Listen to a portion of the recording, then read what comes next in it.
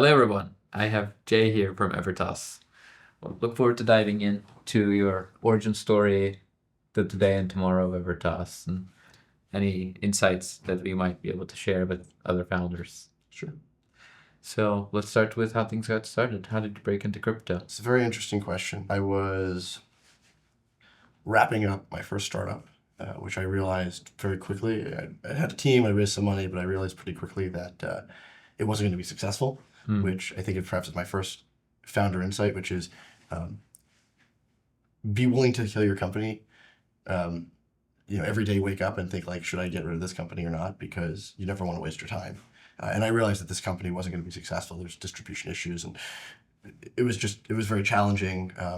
I was looking for a job. A college friend of mine was working at a bank in blockchain part-time. So we're looking to hire a full-time blockchain person. You're an entrepreneur, an engineer by trade, and actually have a PhD in engineering. And he said, we're looking for someone with this technical knowledge, but also entrepreneurial, drive.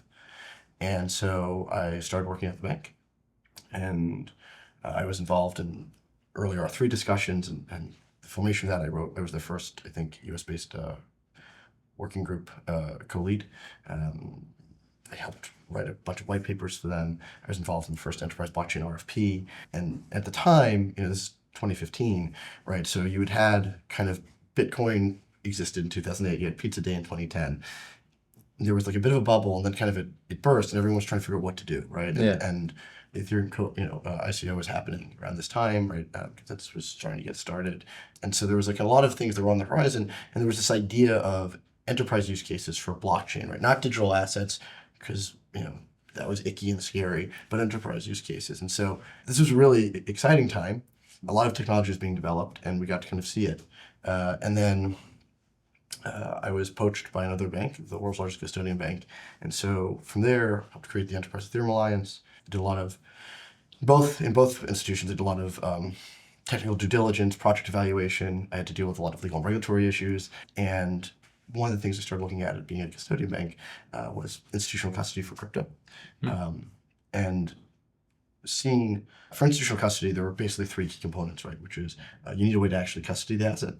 You need a way, some sort of legal or regulatory regime to kind of deal with this, right? So, accounting standards, or, how do you keep track of it and where you can move it to, which weren't fully developed, and they're still not fully developed, I suppose. But we were assured, by a fairly prestigious law firm for a couple $1 million of billings, no problem, they can make it work for us. And the third thing is insurance. And that was a huge gap. A friend of mine who I worked on the EA with, was at CME and was involved in some of their, create their futures products and some of the other things that they've done, and had seen a real gap around insurance needs from our own efforts, and had suggested that this is a problem that was worth solving. And that kind of gave me confidence. My co-founder, Raymond, I had met at a conference I was talking at a couple of years before.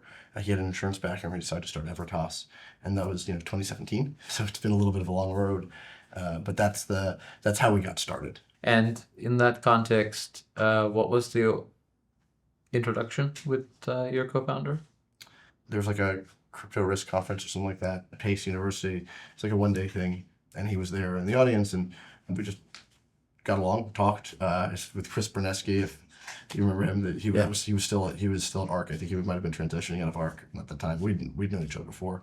There was kind of a very small panel circuit back then. Like, these are obviously big events, so it was a very small group of kind of OGs, I guess. Yeah. And my co-founder and I just kind of kept in touch, and he was involved with the Enterprise Ethereum Alliance, and we were always looking for ways to kind of try and work together. He former McKinsey guy, former Accenture guy, developer, was in charge of kind of like their internal, he had built his own kind of mini McKinsey firm with his business partner, was in charge of like their new ventures group, so like kind of a internal VC almost, and new technologies, which is why he was looking at blockchain. And so, and previously, like I said, had worked on kind of an insurance product, and had some experience in the industry. And so, I don't know, it just, you sometimes just click with people. Yeah. And we kept in touch, and I said, I'm going off to do this thing. And I actually remembered I had a friend who I was advising and giving a little bit of angel investing, I guess, on a robotics company. And, I was just calling him up and say, yeah, this is what it is. He's like, okay, that's fine. He's like, well, what are you doing? He said, I'm going to start an insurance company. I was like, well, that's super interesting. Would you want to work with me on this? And I said, yeah, sure. And I said, all right, let me think about it, and I'll come back to you tomorrow. And we talked, and it's been 7 years. Yeah. So help us understand a little bit more of where Evertas is today, right? So 7 years have come and gone. Now you've got double-digit million revenues in insurance premiums, Yeah. and you're underwriting insurance for a lot more than that. Yes. It feels so long and also so quick. I'd say, look, we really spent a lot of time building relationships with people at Lloyd's and our partners there, really focusing on high quality underwriting. We made sure that we had true experts in the field, right? If you look at a company, there's a lot of legitimate like OGs, security people, people who really understand the space, have helped build the space. Yeah. Right? Also great and phenomenal insurance talent and underwriters, and obviously like amazing like ops people, right? Like all those things have to kind of come together to be successful. But we were very lean, right? I mean, 2 years ago we were like a 4-person company. We're now almost 20. What that allowed us to do was really kind of focus on not having to worry so much about payroll, but use our funds really strategically to focus on really what the value add was. And what's unique about insurance is that we need insurance capacity. So either raise tens or hundreds of millions of dollars and build a balance sheet, or convince another insurance company to provide that to us. And eventually we did. But people always said, why aren't you out there more? Why aren't you spending more money on travel? Why aren't you doing all these things? I said, well, look, I'm not trying to convince anyone else except for one guy in London, right? That's my audience. Or, whatever. There are a couple of people in London, but the communications channel is different than in other products. Yeah. And so we were focusing on the things that were important, which again, is really maniacal focus on high quality underwriting, risk management, high quality product, right? So I know it's very boring to say, but like an insurance product is just a contract effectively. That's what an insurance policy is. And so really going through and making sure that we actually built a policy that meets the needs of the industry, which to this day, I'd say the vast majority of them are not, to the point where there's very little or questionable coverage, or people often, it is confusing. And so we really focused on this, and we were able to eventually become a Lloyd's cover holder. And from that, we started getting some traction, and we were able to kind of demonstrate our abilities to underwrite, and then we massively expanded our capacity, right? So 2022, we became a Lloyd's cover holder. We had about $5 million of limit that we could write. Shortly, we had about $400 million of limit that we could write. And so, that allowed us to grow the revenues, right? So, 22, we barely had revenue, right? We grew about 30x our premium last year, and we hope this year to double that, maybe even more. I see. I want to hear more about the future outlook and vision that you have for Evertas. But so this 7-year journey, it was filled with challenges that you overcame, stayed alive, made the right partnerships, sales. I want to hear more about the challenges you faced and how you conquered them. Presumably there's quite a few of them that other founders could learn from. I always say never start an insurance company. It's a very regulated, slow industry. I thought, custody banks were slow and conservative when I went to the insurance industry, although they are very similar in that way. Look, I think it's very easy to be distracted. So the number one thing is, I think you need to not fool yourself. And like I said earlier, you really have to focus on the fact that you have to be willing to kill your baby, right? Like this is something that you're emotionally invested in, that you've put time in, right? And you have to be okay with saying, we're killing this thing. There's no business here. And the problem is a lot of people can delude themselves. So I think there are a couple types of founders, right? There's founders that like want to become founders to say they were a founder and then get like a job somewhere else, like an entrepreneur resident or PM or whatever, right?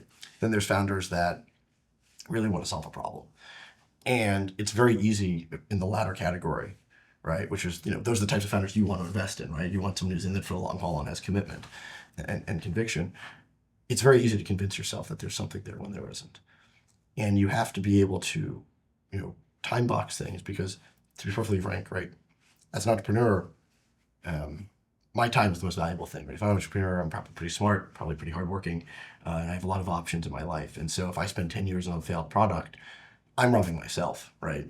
Money, not to be dismissive of capital at all, but money, there's a lot of, and you can make more of it, as we've seen.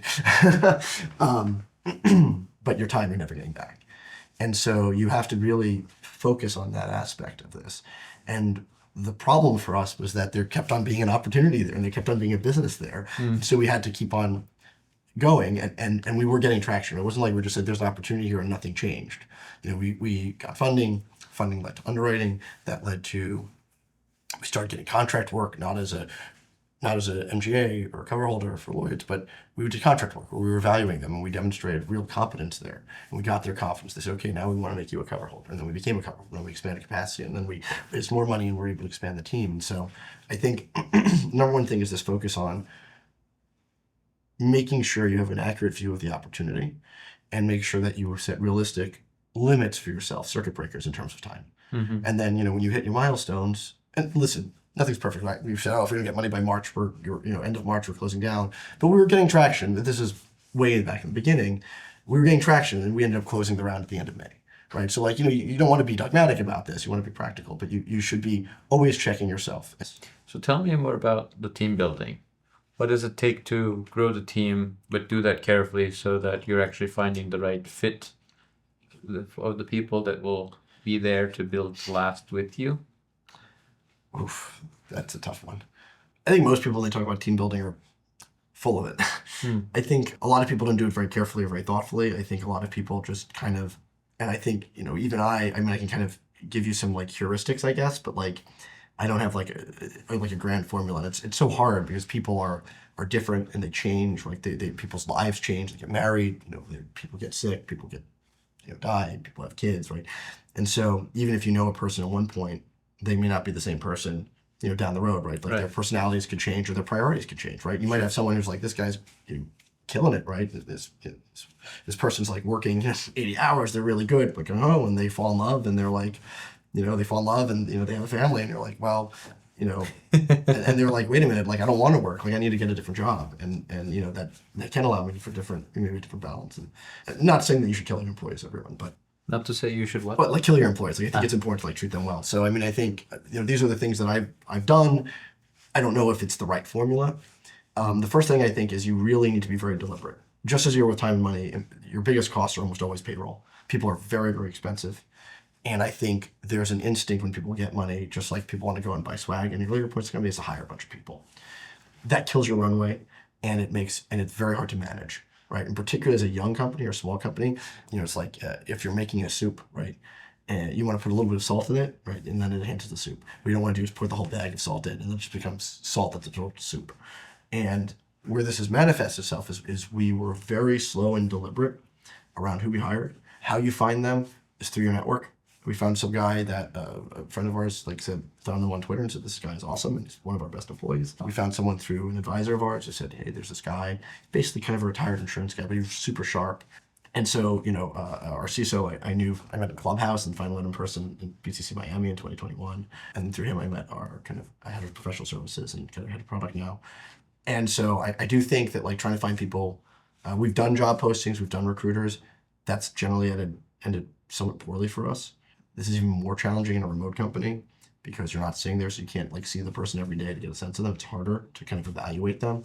It's pretty easy to hide doing nothing or doing the wrong thing even in person, but it's much, much easier when you're remote, especially in different time zones, right? You meet people all over the world. So I think just being very deliberate, and we've had some misses. And I think you should be willing to let people go. I do believe very much in loyalty. I don't want people to work for me to think that, oh my God, I'm gonna get fired. I don't think that's a good environment for people to work in. But I think it's also important to recognize when people aren't the right fit.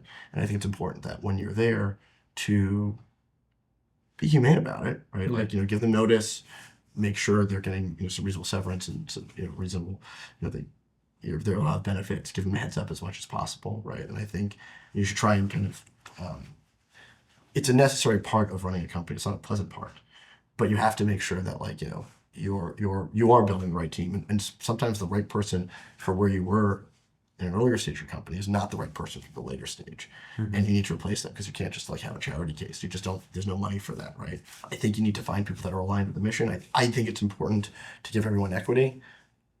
The truth of the matter is a lot of people don't care about equity. And I've even advised people who are joining startups to basically discount the cost of equity because it is a long road before that equity will materialize in value. Unless it's oh, they were pre-IPO and, although I actually had a friend who was in that situation, the company went under. It was one of the biggest startup failures, I think, along with FTX and WeWork. So, even that advice can be different.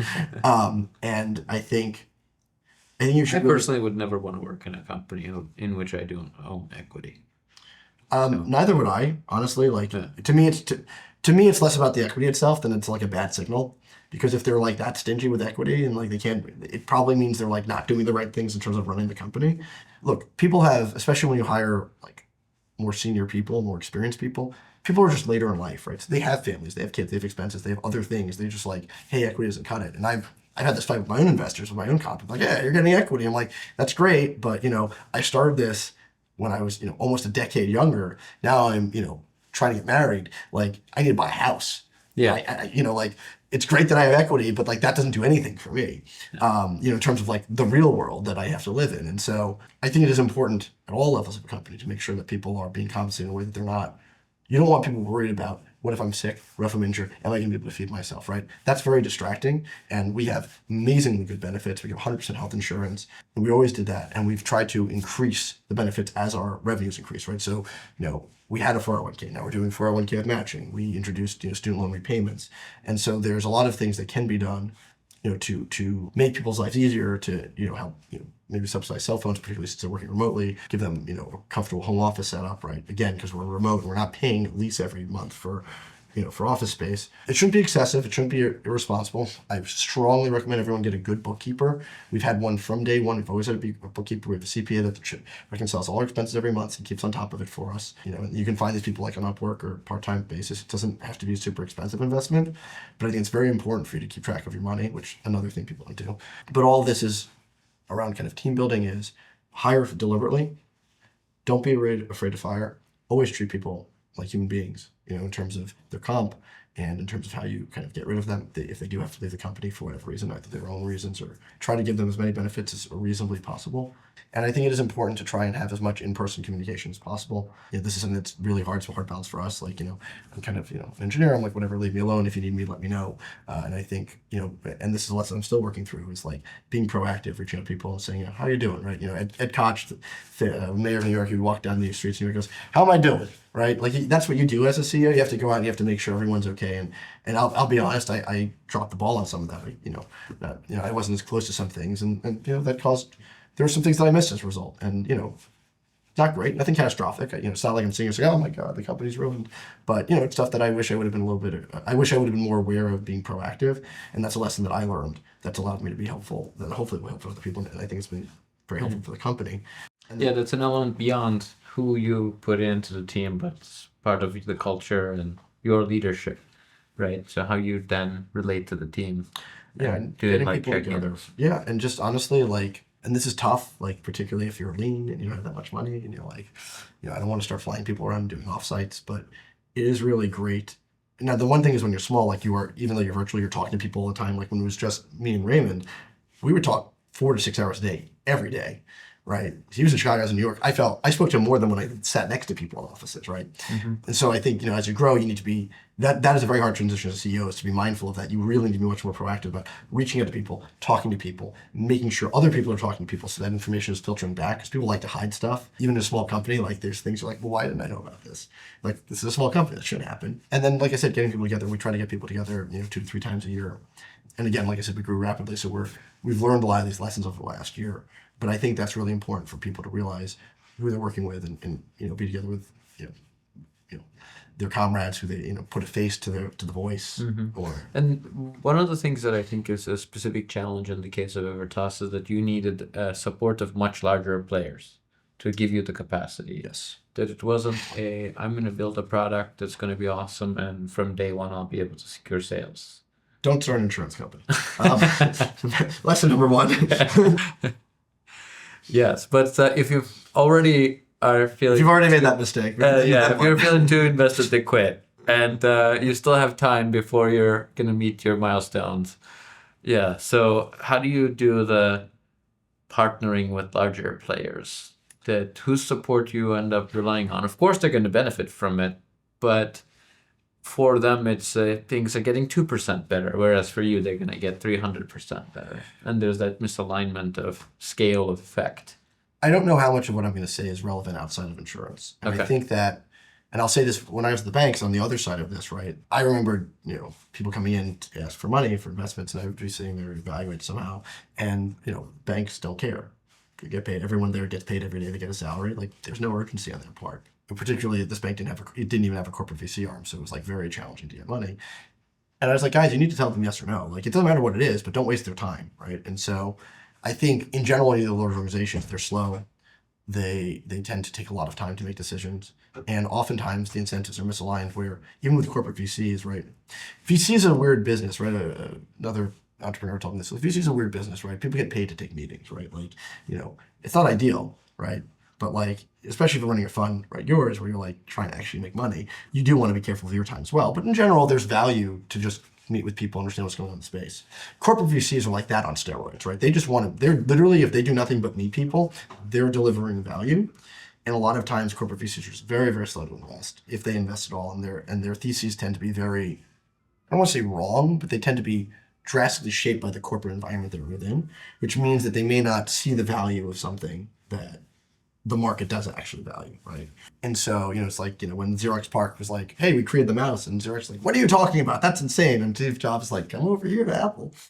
It's very hard to find the right person because everyone there is trying to puff up their resume. Oh yeah, I'm in charge of this or whatever. And you realize like there's some like, second from the bottom person who has no influence in the company. And there tends to be like a lot of politics, right? That you're just not aware of, right? And then specifically with insurance, and I would say, this is probably true in other industries, although I think insurance is a very kind of convoluted and opaque industry in terms of how it works and distributes and all this. A lot of the incentives aren't clear to you, right? So things that might be, you might have a situation where this person doesn't want to work with you because, they're trying to kind of, give some sort of perception to their client, right? So it's not what's in the best interest of the client, but what's in the investor's interest of this intermediary.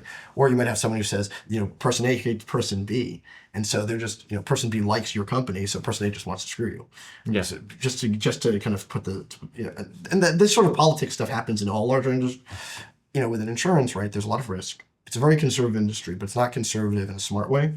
It's conservative in a no one gets fired by for buying IBM way, right? Which is like, we're just not going to rock the boat. And you see this with some of the issues in insurance, right? The margins are down on the products. There's a lot of things that problems with profitability. New products, oftentimes have gotchas, like cyber cost huge losses. Or now they're trying, they kind of fixed it, adjusted it a bit. Unexpected events, war in Ukraine, right, starts to affect their balance sheets. And so no one wants to do something like super exotic, right? If, I think, there are plenty of companies that are like, I want to be an MGA that sells auto insurance. And like they're fine, right? And what we were doing was really different. And we literally changed the way cover holders are viewed, not only at our partners' syndicates, but at Lloyd itself. Just going granular on the wallet level. The idea, so typically a cover holder or an MGA really doesn't do underwriting. Like everyone says, typically they're more of a distribution play, right? Which is like, I got a lot of ins with lumber companies in the Pacific Northwest, and I'm going to sell workers' comp. Yeah. Right. So you're like, okay, great. Like they have some special play and like they'll just do their thing.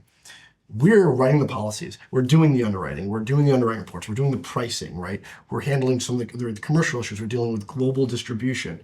And advising them on the best practices so that they never have to file a claim. Yeah. And so and helping to kind of sort out the wheat from the chaff, and then also like, managing up right to our partners to make sure they have some understanding and buy-in of the risk. And so this is very involved. Like we're basically a full insurance company just without our own balance sheet. And I know that's like a very common thing for MGAs to say, but like they're using stuff where there's actuarial data, there's forms that exist, it's all kind of pre-existing, they pull it together. We had to build all of this from scratch. It's very unique. But look, we have we're the largest cover holder at our primary syndicate in London. We are the largest revenue source of our Lloyd's broker that goes and interface. When you're a cover holder, you need someone to interface with like Lloyd's. Yeah. And so we've grown very significantly. I'd say my advice with any large organization is make sure you're talking to the right people. Make sure you're talking to actual decision makers who are empowered to make those decisions. Oh, thanks for insights and reflecting on the 7 years. Why don't we think a little bit more about the next couple of years? What kinds of partners, what kinds of policy holders, what kinds of products, size, scale, where do you anticipate Evertas going in a couple of years from now? What's your vision? We're actively working on increasing our line sizes. We're hoping to get fairly significant increases this year. We're also working on scale, where we've already found that we can work to issue multiple policies to the same entity based off of like certain segregations and controls that they have. So we're always looking for ways to kind of scale our existing products and solve issues. We are trying to expand the product lines that we have. We are the insurance company for crypto. We're the first insurance company for crypto, so people call us for everything.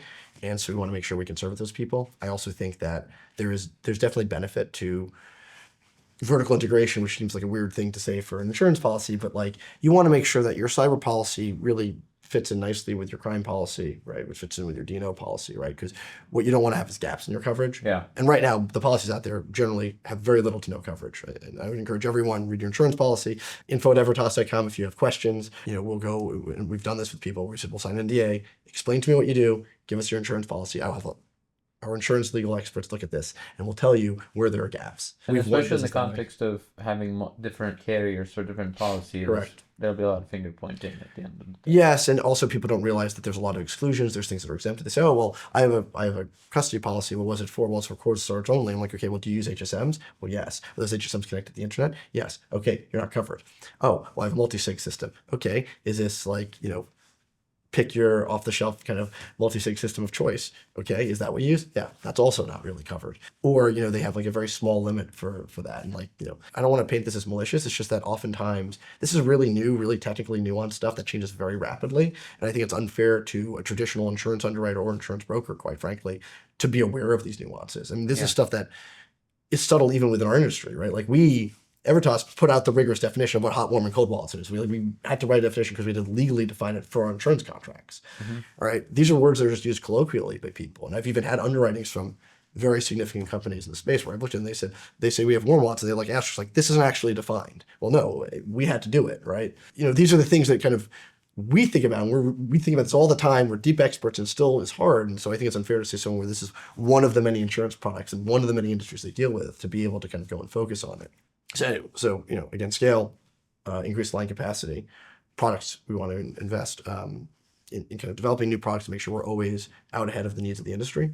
We have a professional services group that we created originally so we can maintain claims, manage claims appropriately. As far as I know, we're still the only people that actually have a dedicated claims group. That's expanded quite a bit, and we're working to proactively help people manage their risk. So physical security, we're doing a lot of Web 2 work, to be honest. Traditional kind of cybersecurity work, physical security work. We have nation state actors that there are concerns about in the space and adjacent spaces. That is quite rewarding work in my view, because one, you're directly seeing people get helped. Two, it's really lowering risk, which is obviously our goal. It's why we do a lot of things. It's why we create the crypto ISAC with a bunch of other awesome companies. So we're looking at kind of both from a internal product and services perspective, and also from an industry perspective, how we can help reduce and manage risk, and how we can make sure that there is scalable insurance and risk protection for people to really not only make people feel safe, but enable the growth of the industry. And so I know that's kind of like a vague, wishy-washy thing. Yeah, but no, I get it. It's like we want to ensure that our clients are applying the best practices, but and also if things fail, then they're covered through insurance, right? There are other things, again, depends on back to kind of managing your time. You can't do everything, and you also have to think what's going to deliver the most value for the shareholders, right? Now, as a founder, you typically have a lot of equity, so that really does tend to focus your mind. But there's things that you really have to think about to make sure that like what you're doing is in the best interests of all the shareholders, right? Because as a fiduciary, it's not just, well, what's good for the preferred shareholders, right? VCs will often say, just raise more money, right? I mean, Kate was like, yeah, I think it makes sense why you're not raising. And we deliberately didn't raise because it didn't make sense. We didn't need it. And, you don't want to be in a position where those people... But you didn't need it, and you anticipated you could still raise in the future without needing it. Correct. Like we have over a year of runway with no additional revenue. We have revenue coming in, and we're probably going to be close, if not at break even by the end of the year. And so, we were like, hey, what are we doing here? Like, this is just a massive distraction. Let's focus on building value. And then you're going to raise on better terms and then also like figuring out where the market is, right? And what the opportunities are, right? And so, there's a lot of stuff we could do. There's things that we figured out about how to do crypto, denominated risk transference, right? Both within the insurance model and outside of the insurance model, both of which are very interesting things. So those are things we might be pursuing, right? There's things around managing risk at scale, very interesting, right? There's adjacent industries that we might be looking at, or adjacent coverages within this, right? So like, cyber for crypto companies or cyber insurance for crypto companies is like a big need, right? And then probably going to be a growing one. And so I think, figuring out what's the right way to grow and what's the right way to grow to add value and what's the way that's going to have the maximum value impact for your investors, for your employees who are shareholders because you give them equity, right, is really important. And you have to look at your team and say, okay, like, hey, it's great that I could do this thing over here, right? But this goes back to like, oh, I have an idea, right? but does this idea make sense within the context of your company? And by the way, what risks are there, right? And this is something we talked about. It's like, do we go over here and do something different? Adjacent, maybe, right? Related, perhaps. But if we screw this thing up over here, how does this affect the existing business? Do our partners get skittish because they're like, there's a reputational risk, or maybe they don't trust you as much? Does it hurt your reputation in the industry so your customers say, I never want to deal with them again, right? Like, and so you constantly have to be doing this analysis of like, how does this impact the value of the company, right? And and even if you say, well, the expected value goes up, that's cool. But what's the downside case now? So when you have nothing and you have no business, it doesn't matter. You're already at rock bottom. You're not getting any worse. Everything's up, right? But when you have a business, you have to sit there and say, geez, if we do this, what's the impact? Because if you kill the goose that's laying the golden eggs, is the upside here bigger than this, right? This is, the innovator's dilemma, proactive destruction of your own kind of industry to kind of move ahead. Or is it you kill this thing and this is not going to make it, or it's too long of a road to get through. And so you have to be very focused. And I think we're right now in a very, very good spot where we don't have needs to raise. We are doing well on a revenue front. We are likely going to be break even. We have fairly significant buffer in terms of capital. And the business is doing really well. And so we're right now focusing on solidifying, expanding that business, and doing something that is really hard as a founder, which is transitioning to being a bigger company. Right? There's a lot of stuff that you just do kind of informally or it's not documented, or processes don't scale well and things like that. When you're a small company, because you're like, I don't have time for that stuff. I got to just survive. Now you're like, okay, we have to have policies in place. We have to have ways to effectuate these policies. We want to set everything up in a way that, when it scales, it's not a bunch of people running around doing manual processes, but, the SOPs are there. And even like internal IT stuff. Like we had an IT system that we thought would make sense, and then it didn't really work at scale. So we're upgrading that, right? And we proved the design, but now we just have to fix it. And once that's done, we're saving like 20, 30, 40% time for parts of our company, which is huge, right? Huge efficiency gains there. And so that unleashes an even bigger business. And so I always think of it as like a phase transition diagram, if you remember chemistry. Right? Yeah. Where you had, Y graphs. Yeah, you kind of go up in temperature, and then you go from like a solid to a liquid, and it's the same temperature, but more energy is coming in because it's reconfiguring. I feel like that's kind of where we're at, where people say it's an inflection point, but it's not really a point. It is longer than a point. Where you're sitting there and you're getting that stuff, you're making money, revenue's coming in, the business is improving, but doesn't look like that hockey stick just yet because you're doing all the things that are needed to get to the next, growth. I guess there's some metaphor. There's something there beyond the metaphor. You might be just following the thermodynamics line there in your growth rate. So I want to close off with your vision element. Do you believe that there will be a lot of DAOs supporting important value proposition in delivering value in the market compared to companies, and how will their insurance needs evolve, whether it's the individuals participating entities or whatever legal formation they may assume? Wow, that's a heavy thing to try to end on. There's a lot in there to unpack. I mean, I think there's a lot of legal questions around DAOs. A bunch of lawyers, Stephen Palley, Brown Rudnick, and Preston Byrne have talked about, like, these are Haley Lennon, also Brown Rudnick. You know these guys, they're friends, and we work with them. But we talk about, DAOs are basically like an unincorporated like general partnership, so everyone's liable, right? Yeah. So like, there's some like legal structuring that needs to be done to kind of solve some of those issues. I'm unfortunately pretty jaded about a lot of stuff in crypto. I think a lot of people are going out launching new coins, new layers or whatever, when really what they're doing is they should just build an application of some sort. And everyone's there because like they get the liquidity of the token instead of just like people like, and part of this is due to kind of regulatory issues as well. So I don't want to be completely dismissive of those, right? But you should just build something that adds value and people pay you for it. And then like that accrues to people that are shareholders, and they'll say, oh, well, that's what the token's for, is the shareholder piece. You're like, okay, but when you look at the dynamics, everyone's treating, whether it's an L2 or not, or an L1, like they treat it like it's an L1. There's value in the protocol. And I think that this constant like never-ending spawning of protocols is not great.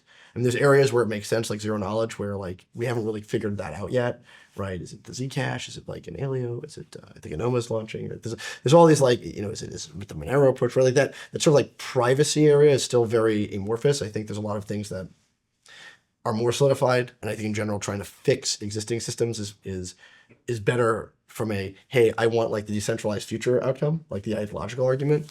May not be a better business argument, but I do think that we've seen a massive amount of maturation in the space, right? If you look at 2018, when it was just do this, fork this, stake this, yield farm that, blah blah blah blah blah. Okay, and we've got dump it down. Yeah, and dump before it goes down too much, and everyone was getting rug pulled or whatever. But I think things are a lot better now. And I don't want my previous comments to be saying like, the industry is burning. Like, no, we've made a lot of maturation. We've seen DAOs merge. Like, we've started to see a lot more sophistication come out of these things. And so one could begin to think that you'll have DAO underwriting. So I mean, we actually could do smart contract insurance now, slashing insurance too. We actually had the first smart contract insurance policy. When we became a cover holder, we pushed for this, right? That's one awesome line to grow into. Yeah. There are issues with how the decentralized landscape operates today, which makes it very hard to secure and makes it very hard to insure as a result. I think there are solutions that we've kind of discussed and thought about. I think there are solutions there, and I think the industry will figure them out. And certainly, I think once you have some level of comfort in the stability there, right? It also depends. Like, not every smart contract is the same. When you get that, you're going to be able to really grow from an insurance standpoint. But I also think DAOs are going to be able to provide very interesting abilities to do risk transfers. I mean, Ether Risk, was a parametric risk product way ahead of its time in 2017. Still to this day, I think it's probably one of the best, most thoughtful DeFi use cases. Nexus Mutual obviously has a lot of capital, and they're trying to figure it out. We work with Names, which is a very interesting way of kind of decentralized traditional insurance. So I think DAOs are going to get there. And I think if you look at the big picture of the world, right? I think the idea of anyone in the world being able to participate in an economic system, being able to get that upside, and not just have to wait for, as retail to get access to public stocks, right? I think that model's clearly broken, right? Right now, the richest, most well-connected people are the people allowed to get the most upside, and the people that need the upside the most aren't. And we've seen this, and it's a problem with how the markets have evolved, and there's some regulatory things around that I don't want to get into, but I am overall quite bullish, more bullish than I've ever been on crypto and on DeFi. And I don't know what the time frame is. It's probably 5 to 10 years. I'm sure people said that 5 to 10 years ago. So maybe it's like fusion power. But if it happens, you're ready for it. Yeah, and look, I want it to be successful, and I do think, this is a stodgy insurance, a 400-year-old business. Okay, Lloyd's created it over 400 centuries ago, and we're doing really bleeding edge stuff. And I think what we've come to realize is that, one, we've come up with a really different way of approaching insurance in a way that scales that the insurance industry thus far hasn't figured out. Like, we kind of figured out the secret sauce there. But I also think it's really easy, and I often find this, people dismiss traditional approaches, whether it's insurance or security, et cetera, to solving crypto problems in favor of some other like newfangled idea, many of which are half-baked at best and don't work. And so I think, I'd like to point as a counterpoint that boring businesses can make money, and they can also really support the growth of innovative businesses. Because I can tell you right now, you would not have ETFs in Asia if it were not for insurance. Thank you so much for sharing your insights with other founders and sharing your journey and your vision. Thank you so much. It was a pleasure, Sam. I'm looking forward to continuing to work with you guys. And I appreciate you setting this together. And I hope it was interesting to you, and I hope it was interesting to the audience. Yeah, indeed. Thank you so much.